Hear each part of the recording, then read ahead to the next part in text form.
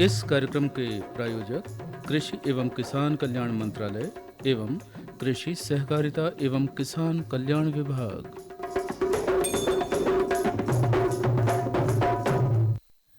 त्योहार हमारे जीवन में एक महत्वपूर्ण भूमिका निभाते हैं।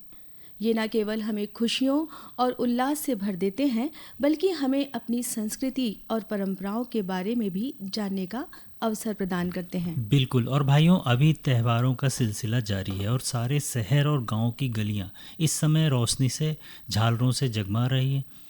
सभी जगह रौनक ही रौनक नज़र आ रही है और भजन और कीर्तन के स्वर गूंज रहे हैं। ये त्यौहार हमें एक दूसरे से जोड़े रखते हैं और देश की एकता को प्रदर्शित करते हैं। बिल्कुल। इन्हीं शब्दों के साथ स्वीकार कीजिए तंजीला खान और शैलेंद्र चौधरी की राम राम। स्वागत है आप सभी का आज की किसानवाड़ी की इस चौपाल में। बिल्कुल। कार्यक्रम शुरू करने से पहले चलिए किसान भाई आपको बताते हैं कि आज के कार्यक्रम के आकर्षणों के बारे में। सबसे पहले होगी हमारी आज की बात, जो कि हमारा विषय है आज का, मखाना, मछली और सिंघाड़ा की समन्वित खेती। और मेहमान क्रम के अंतर्गत डॉक्टर डीपी शर्मा, संचालक विस्तार सेवाएं संचालनालय विस्तार, जवाहरलाल नेहरू विश्वविद्यालय जबलपुर से कृषि विज्ञान केंद्र छिंदवाड़ा में आयोजित वैज्ञानिक परामर्शदात्री की समिति की बैठक पर चर्चा होगी। बिल्कुल। और मनोरंजन तो होता ही किसान भाइयों, प्यारे प्यारे लोकगीत और लोक भजनों के साथ, और होंगे कुछ महत्वपूर्ण संदेश भी। तो चलिए कार्यक्रम किसानवाणी की शुरुआत करते हैं। और लेकिन शुरुआत करने से पहले सुंदर सा मधुर गीत आपको सुनवाते हैं नारायण सनोडिया और साथियों की आवाज़ में।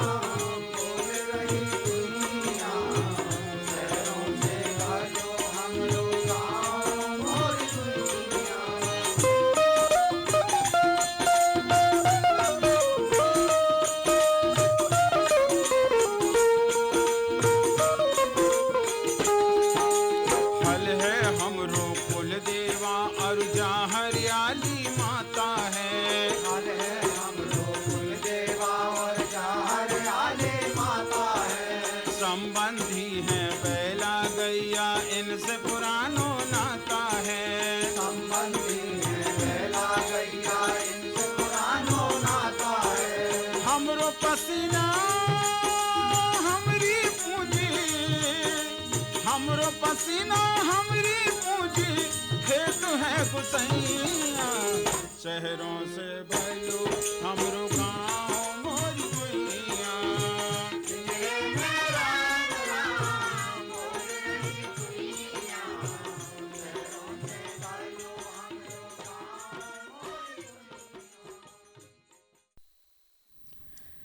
किसान भाइयों, अभी आपने ये मधुर गीत सुना। और अब किसान भाइयों, आज हम आपको एक ऐसी खेती के बारे में बताएंगे जो न केवल आपको अतिरिक्त आय दिला सकती है, बल्कि आपके खेत की उत्पादकता भी बढ़ा सकती है। जी हाँ, हम बात कर रहे हैं मखाना, मछली और सिंघाड़े की समन्वित खेती के बारे में, और यही है हमारी आज की बात का विषय भी।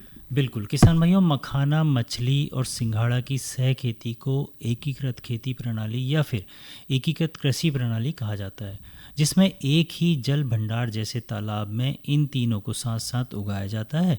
इस तकनीक से जगह का पूरा उपयोग होता है, किसानों की आमदनी बढ़ती है और संसाधन उत्पादकता भी बेहतर होती है। किसान भाइयों, इसमें मछली का अवशिष्ट मखाना और सिंघाड़ा के पौधों के लिए प्राकृतिक खाद का काम करता है, और मखाना के पौधे मछली को प्राकृतिक भोजन और आश्रय प्रदान करते हैं। जी हाँ, चलिए जानते हैं कैसे काम करता है ये। तो सबसे पहले बात करें जगह के उपयोग की। अगर हम बात करें तो मखाना, मछली और सिंघाड़ा सभी को एक ही तालाब में उगाया जाता है, जिससे जगह और संसाधनों का कुशलतापूर्वक उपयोग होता है। बिल्कुल।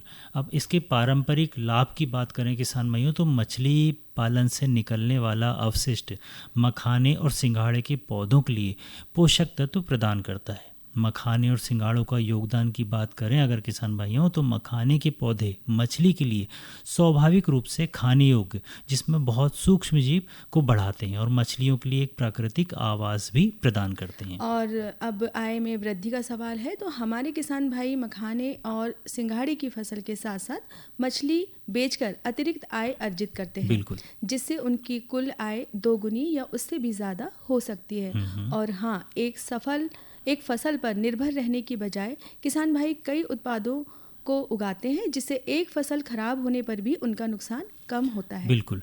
किसान भाइयों, चलिए जानते हैं इस खेती की मुख्य बातें। किसान भाइयों, उसकी खेती के लिए तालाबों या जल भराव वाले खेतों का इस्तेमाल किया जाता है। मखाने के पौधों को लगाने से पहले तालाब से घास हटा दी जाती है। मछली पालन के लिए तालाब के कुछ हिस्से को खुला रखा जाता है ताकि मछलियाँ ठीक से विकसित हो सकें। किसान भाइयों, मखाने की कटाई और मछली का शिकार समय समय पर किया जाता है, जिससे किसान साल भर आमदनी कर पाते हैं। बिल्कुल ठीक कहा भैया आपने। और मखाना की खेती आमतौर पर तालाबों में की जाती है, जबकि मछली पालन भी तालाबों में किया जाता है ना। और सिंघाड़ा भी एक ऐसा पौधा है जो तालाबों में ही उगाया जा सकता है। इन तीनों को एक साथ उगाकर आप अपने खेत की उत्पादकता भी बढ़ा सकते हैं। बिल्कुल। किसान भाइयों, मखाना की खेती से आपको अतिरिक्त आय मिल सकती है। मछली पालन से आपको मांसाहारी बाजार में अपनी जगह भी आप बना सकते हैं। इसके अलावा सिंघाड़े की खेती से आपको एक और आय का स्रोत भी मिल सकता है। इस समन्वित खेती से आपको तालाब के जल की गुणवत्ता भी सुधर सकती है। किसान भाइयों, हम आपको बता दें कि भारत में मखाने की खेती का क्षेत्रफल लगभग 14,000 हेक्टेयर है। इससे कुल 50,000 टन मखाना लावा के उत्पादन द्वारा लगभग 550 करोड़ रुपए का राष्ट्रीय और अंतर्राष्ट्रीय व्यापार होता है। बिल्कुल। कुल मखाना उत्पादन का 80% बिहार राज्य के मिथिलांचल क्षेत्र से ही प्राप्त होता है, जहां मखाने की खेती काफ़ी लंबे समय से होती आ रही है। पारंपरिक तरीकों में जल क्षेत्र में मखाना की एकल फसल ही ली जाती है। इसके कारण इसकी बुआई के बाद अगस्त सितंबर से जनवरी के मध्य तक जल क्षेत्र खाली पड़ा रहता है ना भैया, और जलीय खरपतवार पूरे जल क्षेत्र को ढक लेते हैं। वही मखाना की समेकित जो जल कृषि में जाल द्वारा मछली निकालने में जलीय खरपतवार तालाब में स्वतः निकल जाने से अंकुरण के बाद मखाना के जो बीज होते हैं वो जाल की सतह पर आ जाते हैं। और समेकित जल कृषि में मखाना पौधों के अवशेष तालाब में गलन के प्रतिवर्ष प्रचुर मात्रा में पोषक तत्व समाहित होने से पैदावार भी अच्छी होती है। मछलियों के प्राकृतिक आहार भी उपलब्ध होते हैं। इससे पूरक आहार की आपूर्ति न होने पर भी मछलियों के उत्पादन में कमी नहीं आती। बिल्कुल। किसान भाइयों, आप जानते हैं वैज्ञानिक तकनीक से मखाना की समन्वित खेती कैसे की जाती है। किसान भाइयों, इसमें जल क्षेत्र में मखाना के साथ कार्प मछलियाँ का पालन और सिंघाड़ा की सफल खेती की जाती है। इसके अतिरिक्त तालाब के बांधों पर मचान बनाकर खीरा, कद्दू, करेला, नीनुआ और लतादार जो सब्जियां होती हैं और मेड़ों के ऊपर टमाटर, बैंगन, फूल गोभी वगैरह की खेती भी की जा सकती है। फलदार पौधों में केला, अमरूद, पपीता, नींबू वगैरह लगाकर भी इसकी वैकल्पिक जो आय है किसानों की वो प्राप्त की जा सकती है। बांधों पर 853 पॉली हाउस में सब्जियों की पाठशाला, बर्मी कंपोस्ट इकाई, मधुमक्खी पालन, मशरूम की खेती, आशा क्षेत्र की खाली जगह और बांधों पर मुर्गी पालन, बतख पालन वगैरह कर किसान भाई अतिरिक्त मुनाफा कमा सकते हैं। मतलब कि सब तरफ से मुनाफा ही मुनाफा। बिल्कुल। किसान भाइयों, मखाने की खेती उस जल क्षेत्र में की जाती है जिनके चारों तरफ बांध हो, जैसे कि अभी आपको भैया ने बताया, और औसत गहराई 2 से 4 फीट और तलहटी पर ह्यूमस का जमाव हो। प्रभावित जल और अधिक गहराई वाले तालाब में मखाने की खेती नहीं की जाती। कम जल स्तर की स्थिति में सिंचाई की समुचित व्यवस्था होनी चाहिए, बहुत ज़्यादा ज़रूरी है। बाढ़ और भारी वर्षा से बचाव करने और संचित मछलियों का पलायन रोकने के लिए तालाब के चारों तरफ ऊंची मेड़ और बांस के बने उपकरण की समुचित व्यवस्था भी की जानी चाहिए। मखाने के बेहतर उत्पादन के लिए किसान भाइयों काली दोमट मिट्टी ज़्यादा उपयुक्त होती है। बिल्कुल। किसान भाइयों, उसकी खेती कैसे शुरू करें? तो सबसे पहले तो अपने तालाब को तैयार करें, मखाना के बीजों को तालाब में बोएं, इसके साथ ही मछली के बच्चों को तालाब में छोड़ें, साथ ही साथ सिंघाड़ों के पौधों को भी तालाब में लगाएं। और तालाब की देखभाल कैसी करनी है, तो चलिए जानते हैं। तालाब की नियमित देखभाल करना बहुत ज़रूरी है। आपको तालाब के जल की गुणवत्ता की जांच करनी चाहिए। बिल्कुल। मखाने की समन्वित खेती के लिए पानी का पीएच मान जो है वो 7.01 से 8.02 पारदर्शिता वाला और 40 से 50 सेंटीमीटर और पानी का तापमान 18 से 25 डिग्री सेंटीग्रेड तक सेल्सियस तक उपयुक्त होता है। बिल्कुल। किसान भाई, आप बात करते हैं तालाब में मछली पालन के लिए सुझाव के बारे में। तो जैसा कि हमने पहले भी बताया कि मछली के बच्चों को तालाब में छोड़ने से पहले उसकी जांच कर लें। मछली के लिए उचित आहार का प्रबंधन करें। तालाब में मछली की संख्या को नियंत्रित किया जाए, इसका विशेष ध्यान रखें। बिल्कुल। और तालाब के मध्य में कुल जल क्षेत्र के 10% में मछली का आश्रय क्षेत्र विकसित करें। बांस के खंभे और पट्टियां लगाकर आश्रय क्षेत्र को मखाना और खरपतवार से मुक्त रखें। पौधों को रोपाई में पौध से पौध और पंक्ति से पंक्ति की दूरी 1 मीटर होनी अनिवार्य है। वैसे तालाब जिनमें शेष मखाना के बीज से नए पौधे आ रहे हों, उनमें अवांछित पौधों को की जो निकासी होती है उसे रोकें और मखाना पौधों की संख्या की सघनता का उक्त अंतराल बनाए रखें, जिससे पौधों की संख्या प्रति हेक्टेयर क्षेत्रफल लगभग 9000 हो। बिल्कुल। किसान भाइयों, मखाने के बीजों को अगस्त के अंतिम सप्ताह और सितंबर के पहले सप्ताह तक मखाना को 3 बार निकाला जा सकता है। इस समय तक रोहू एवं मृगल का औसतन वजन लगभग 250 ग्राम और बड़ा कर एकम कत्ल का औसत वजन 450 ग्राम हो जाता है। इससे संचित मछलियों को निकासी दिसंबर के अंत में करने से अधिक लाभ होता है।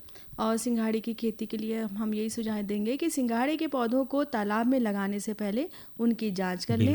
सिंघाड़े के पौधों को नियमित रूप से पानी दें और सिंघाड़े की जो फसल होती है उसको समय पर काटें। किसान भाइयों, मखाना, मछली और सिंघाड़े की समन्वित खेती एक अच्छा विकल्प हो सकता है यदि आप अपने खेत की उत्पादकता बढ़ाना चाहते हैं और अतिरिक्त आय कमाना चाहते हैं, तो इसकी समन्वित खेती ज़रूर करें। बिल्कुल। किसान भाइयों, हमें उम्मीद है कि आपको यह जानकारी उपयोगी लगी होगी। और भाई, अब समय हो गया हमारी आज की बात को यहीं विराम देने का। हमारी आज की बात का विषय था मखाना, मछली और सिंघाड़ा की समन्वित खेती। चलिए अब मनोरंजन से जुड़ते हैं और सुनते हैं एक सीताराम तिवारी और साथियों की आवाज़ में सुंदर सा लोकगीत। रख गई डांगन में कहूँगी थे बोलत बोल नर्मदा, मोरक गई डांगन में हो रे, अरे हो रे नर्मदा, मोरक गई डांगन में।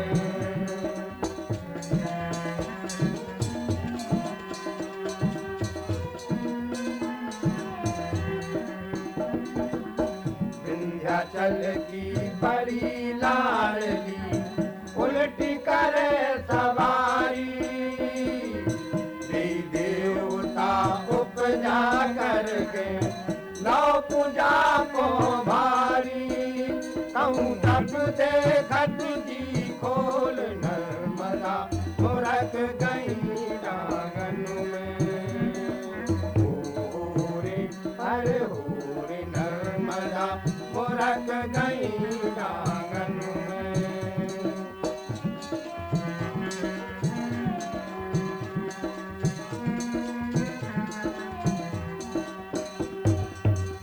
आसमान के झिलमिल मुर्गियाँ जाको बहुत ही प्यारे, बड़े टसा से चंदा सूरज खोनियन बैठारे, कहूँ हर के घर ले बोल नर्मदा, मोरक गई डांगन में हो रे, अरे हो रे नर्मदा, मोरक गई डांगन में।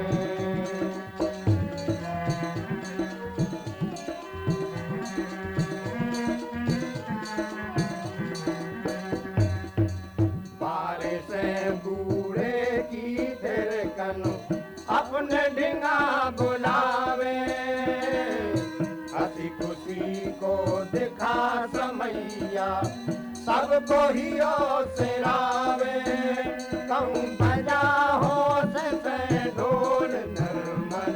मुरक गई आंगन में। हो रे अरे हो रे नर्मदा मुरक गई आंगन में।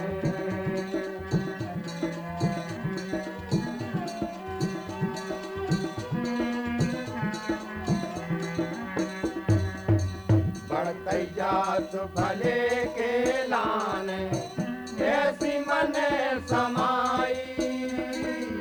सुस्ता देखो जाने ठोको ऊपे विपदा आई। कहूँ मत कहूँ करत किलोल नर्मदा मुरक गई आंगन में।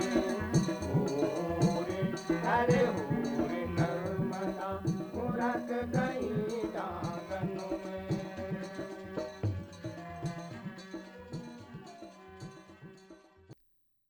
किसान भाइयों, चलिए जुड़ते हैं हमारे मेहमान क्रम से और डॉक्टर डीपी शर्मा, संचालक विस्तार सेवाएं संचालनालय विस्तार जवाहरलाल नेहरू विश्वविद्यालय जबलपुर से कृषि विज्ञान केंद्र छिंदवाड़ा में आयोजित वैज्ञानिक परामर्शदात्री की समिति की बैठक पर ये चर्चा। चलिए सुनवाते हैं आपको।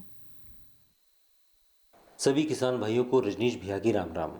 किसान भाइयों, दिनांक 27 अगस्त 2025 को जवाहरलाल नेहरू कृषि विश्वविद्यालय कृषि विज्ञान केंद्र चंदनगांव छिंदवाड़ा में वैज्ञानिक परामर्शदात्री समिति की बैठक आयोजित की गई और इस संबंध में हमें जानकारी दे रहे हैं जबलपुर से पधारे डॉक्टर डीपी शर्मा, संचालक विस्तार सेवाएं संचालनालय विस्तार जवाहरलाल नेहरू कृषि विश्वविद्यालय जबलपुर।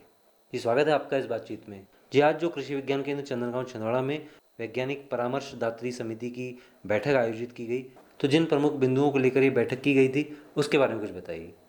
सभी किसान भाइयों को मेरे नमस्कार। रजनीश जी के माध्यम से मैं आपको ये बताना चाहता हूँ, छिंदवाड़ा जिले में आज कृषि संगोष्ठी का आयोजन था, जिसमें वैज्ञानिक सलाहकार समिति हमारे कृषि विज्ञान केंद्र के वैज्ञानिक साथी क्या कार्यक्रम साल भर आयोजित करते हैं और उसका आउटपुट निदान क्या हुआ, इसके माध्यम से मैं आपको ये बताना चाहता हूँ। इस सलाहकार समिति में सभी विभाग के अधिकारीगण उपस्थित थे, वेटनरी, आपका हार्टिकल्चर और जितने इससे जुड़े विभाग हैं सभी जुड़े थे। सभी लोगों ने अपनी समस्याओं व्यक्त की, किसान भी उपस्थित थे, किसानों ने अपनी समस्याओं को रखा और उसका निदान क्या कर सकता है वैज्ञानिक, उसके निदान के ऊपर चर्चाएं की गई। सबसे बड़ी, इस ज़िले में हर प्रकार की खेती होती है, सब्जी की खेती होती है, मक्का मेजर क्रॉप है, थोड़ा बहुत एरिया में सोयाबीन भी है, धान है, गेहूं है, सब प्रकार की फसलों का उत्पादन होता है और प्रचुर मात्रा में होता है। आज किसानों के साथ समस्या ये होगी कि उनके आदान का सही मूल्य मिल जाए तो किसान को लगता है कि हमारा काम अच्छे से हो गया। उत्पादन किसान इतना ज़्यादा कर रहा है पर उत्पादन का सही उसका दाम नहीं मिल रहा है।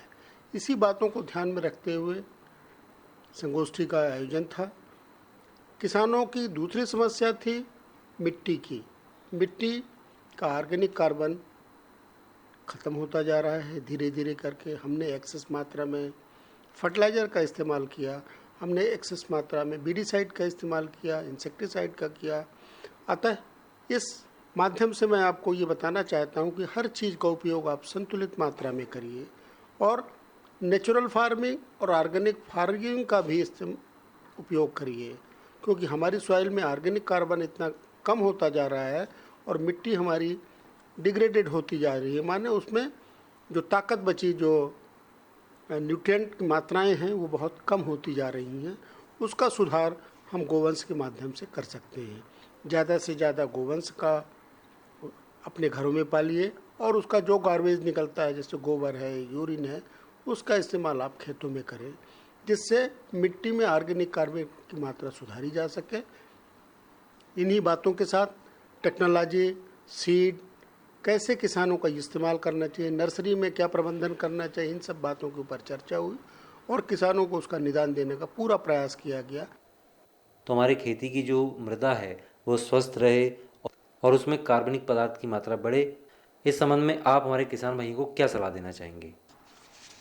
सिर्फ हमारा किसान भाइयों से इतना आग्रह है कि जो भी आपके खेत में गार्बेज निकलता है हार्वेस्टिंग के बाद, उसका समुचित उपयोग करें, उसमें आग न लगाएं।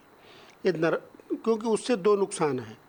एक तो जो भी फर्टाइल सॉइल है वो डिग्रेडेड होती जाती है, और जीवांश जो है, जो माइक्रोब्स वो किसान की हेल्थ को फ़ायदा पहुंचाते हैं, उसमें धीरे धीरे करके घटोतरी होती जाती है और धीरे धीरे करके वो सॉइल डिग्रेडेड हो जाती है, जिसमें कुछ भी नहीं बचता है, जिसको आप बैरन कहते हो, होती जाती है। इससे बचने के लिए हमारा सिर्फ आपसे, यदि आपने अपने गार्बेज का मैनेजमेंट प्रबंधन अच्छे से कर लिया तो खेतों में ऑर्गेनिक कार्बन बढ़ जाएंगे, केचुए बढ़ जाएंगे, चूहे बढ़ जाएंगे। ये सब चीज़ें जो ह्यूमन हेल्थ के लिए ज़रूरी हैं और मनुष्य को लाभ पहुंचाते हैं, जो और इसकी मात्रा मिट्टी में बहुत कम हो गई है।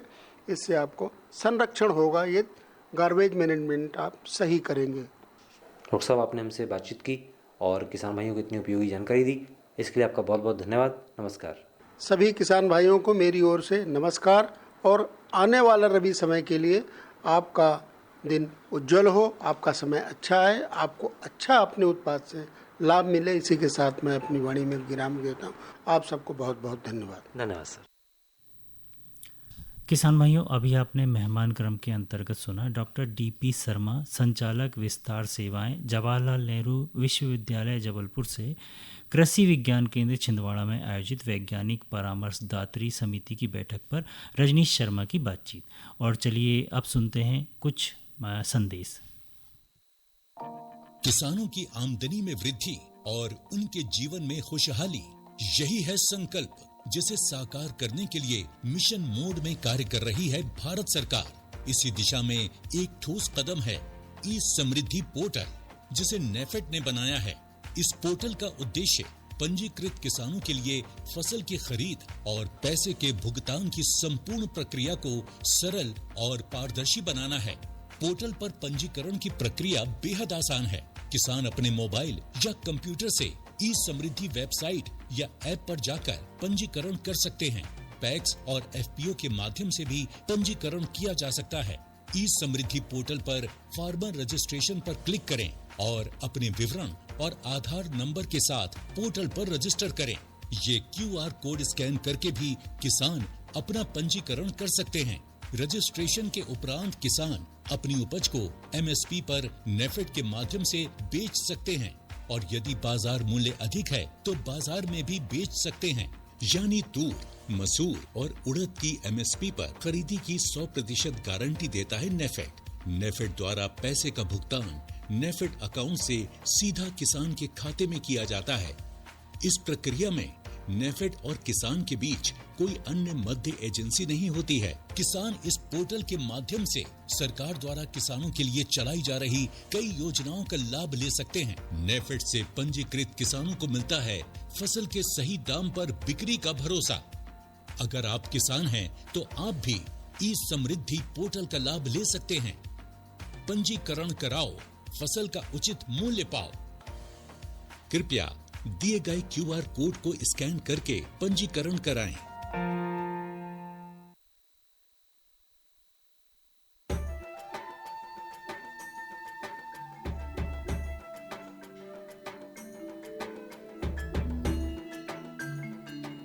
ये जो हरे भरे पेड़ और उन पर लगे गुच्छेदार फल दिखाई दे रहे हैं, ये वास्तव में हमारे किसान भाइयों के आर्थिक और सामाजिक जीवन में सुख समृद्धि के रंग भरने की क्षमता रखते हैं। ऑयल पाम की खेती से किसान सामान्य फसलों की तुलना में कम लागत एवं मेहनत से अधिक आय प्राप्त कर सकते हैं। इसके माध्यम से किसान खाद्य तेलों का उत्पादन बढ़ाकर देश के विकास में अपनी भागीदारी सुनिश्चित कर सकते हैं। लेकिन ये सब कैसे संभव है, आज इसी के बारे में बताएंगे अपने किसानों को। ऑयल पाम एक बहुमुखी तेल है जिसके कई अलग अलग गुण और कार्य हैं जो इसे बेहद उपयोगी और व्यापक रूप से इस्तेमाल किया जाने वाला बनाते हैं। ऑयल पाम के फल से सबसे अधिक तेल प्राप्त होता है। प्रति हेक्टेयर 20 से 25 टन फलों की उपज देने वाले इसके पेड़ परिपक्व होने के बाद लगभग 30 साल तक फल देते रहते हैं। यही नहीं, इन पेड़ों के बीच अंतर्वर्ती फसलें उगाकर किसान दोहरी आय भी प्राप्त कर सकते हैं। इसके अतिरिक्त सरकार की ओर से भी इसकी खेती के लिए काफी सहायता उपलब्ध करवाई जाती है। भारत सरकार की ओर से 2021-22 में खाद्य तेलों पर राष्ट्रीय खाद्य तेल मिशन, तेल palm national mission on edible oils, oil palm NMEO-OP की शुरुआत की गई। इसके अंतर्गत किसानों को ऑयल पाम की पौध सामग्री, अंतर्वर्ती खेती एवं रखरखाव, ड्रिप सिंचाई, डीजल, बिजली, सोलर पंप सेट, बोरवेल, फल कटाई उपकरणों एवं पुराने पौधों की पुनः रोपाई के लिए सब्सिडी प्रदान की जाती है। इस मिशन के अंतर्गत किसानों को 1 से 5 लाख तक की राशि प्रति हेक्टेयर की वित्तीय सहायता उपलब्ध कराई जाती है। सरकार द्वारा ऑयल पाम की पौध सामग्री के लिए 20 से 29 हज़ार रुपये प्रति हेक्टेयर की सहायता मिलती है। इसके अलावा भी सरकार पहले 4 साल तक 42,000 रुपये प्रति हेक्टेयर की सहायता अंतर्वर्ती फसल एवं रखरखाव के लिए भी मुहैया कराती है। इस मिशन के अंतर्गत ड्रिप सिंचाई के लिए 30,000 रुपये प्रति हेक्टेयर की सहायता अतिरिक्त दिया जाता है। साथ ही किसानों के लिए फसल कटाई मशीन और ट्रैक्टर ट्रॉली की खरीद के लिए भी सहायता का प्रावधान है। कुछ किसानों के मन में ये शंका है कि ऑयल पाम के पेड़ों की सिंचाई के लिए अधिक मात्रा में पानी की आवश्यकता होती है। ये पर्यावरण के लिए ठीक नहीं है। कुछ ये भी कहते हैं कि ये धरती के उपजाऊपन के लिए भी हानिकारक हैं। किंतु जिन किसानों को ऑयल पाम की खेती से आज लाखों रुपए की वार्षिक आय प्राप्त हो रही है, उनका कहना है कि ये सारे संचय निराधार हैं।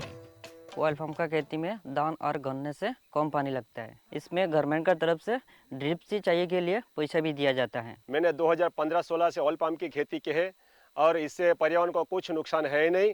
और इनका जो पेड़ पौधा होता है, इनसे हम मल्चिंग भी यूज करते हैं और इनका यूज से हम काफ़ी सारा ज़मीन में नमी लेते हैं।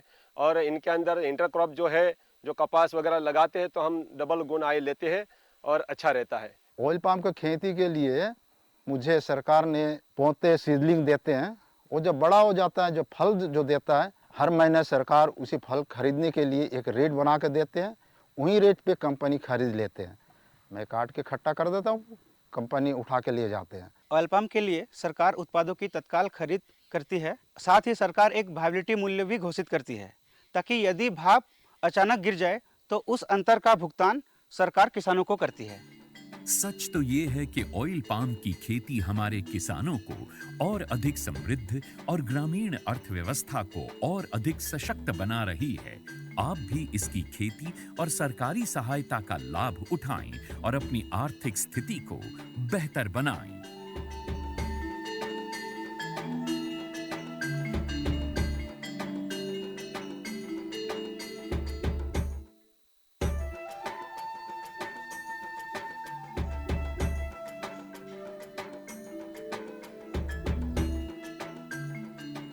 मैंने 2015-16 से ऑयल पाम की खेती की है और इससे पर्यावरण को कुछ नुकसान है ही नहीं। और इनका जो पेड़ पौधा होता है, इनसे हम मल्चिंग भी यूज करते हैं और इनका यूज से हम काफ़ी सारा ज़मीन में नमी लेते हैं। और इनके अंदर इंटरक्रॉप जो है, जो कपास वगैरह लगाते हैं, तो हम डबल गुण आय लेते हैं और अच्छा रहता है। ऑयल पाम का खेती में दान और गन्ने से कम पानी लगता है। इसमें गवर्नमेंट का तरफ से ड्रिप सिंचाई के लिए पैसा भी दिया जाता है। ऑयल पाम की खेती के लिए मुझे सरकार ने पौधे सीडलिंग देते हैं। वो जब बड़ा हो जाता है, जो फल जो देता है, हर महीने सरकार उसी फल खरीदने के लिए एक रेट बना के देते हैं। वही रेट पे कंपनी खरीद लेते हैं। मैं काट के इकट्ठा कर देता हूँ, कंपनी उठा के लिए जाते हैं।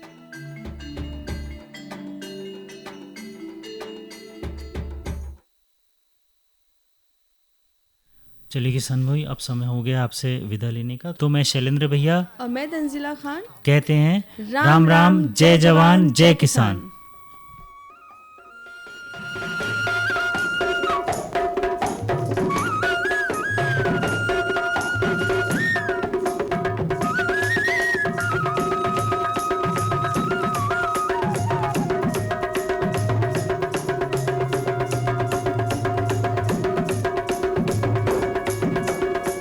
इस कार्यक्रम के प्रायोजक कृषि एवं किसान कल्याण मंत्रालय एवं कृषि सहकारिता एवं किसान कल्याण विभाग।